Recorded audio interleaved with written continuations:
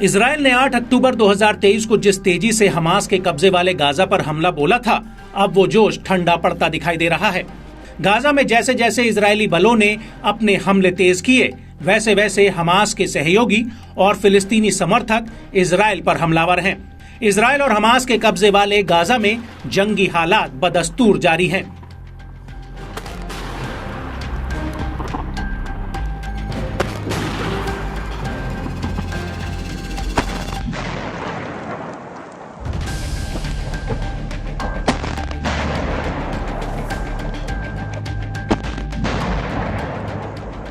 Israel Hamas युद्ध की आग अब पूरे मिडिल ईस्ट में भड़क चुकी है।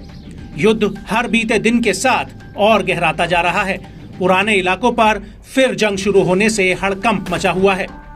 इस बीच दावा किया जा रहा है कि फिलिस्तीनी प्रतिरोधी गुट गाजा के उत्तर में जबालिया और दक्षिण में रफा शहर में कई मोर्चों पर इजरायली सेनाओं से उलझ रहे हैं।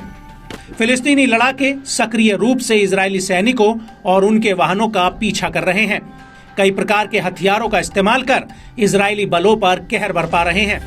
उत्तरी गाजा में जबालिया शरणार्थी शिविर के पूर्व में हमास की मिलिट्री विंग अल कासिम ब्रिगेड कब्जे वाली ताकतों के साथ अल कासिम ब्रिगेड इजरायली सेना के साथ भयंकर टकराव में लगी है। इसी तरह मुजाहिदीन ब्रिगेड भी कई प्रकार के खतरनाक हथियारों का इस्तेमाल करते हुए इजरायली सेना के साथ भीषण टकराव से जूझ रही है। अल मयादीन की रिपोर्ट के मुताबिक हमास जबालिया शिविर में इजरायली सेना के साथ भयंकर टकराव में लगा हुआ है।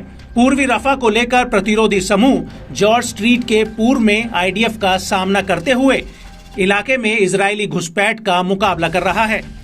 अल कासिम ने खुलासा किया कि गाजा के दक्षिण में राफा शहर में जॉर्ज स्ट्रीट के पूर्व में 2 अल यासीन 105 गोलों के साथ एक इजरायली सैन्य वाहन और एक मेरकावा टैंक को सफलतापूर्वक निशाना बनाया गया।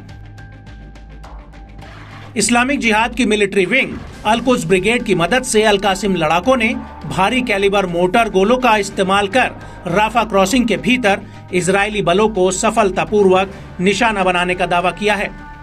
बताया जा रहा है कि इजरायली सेना ने गाजा में हमास के लड़ाकों के खिलाफ लड़ाई तेज कर दी है।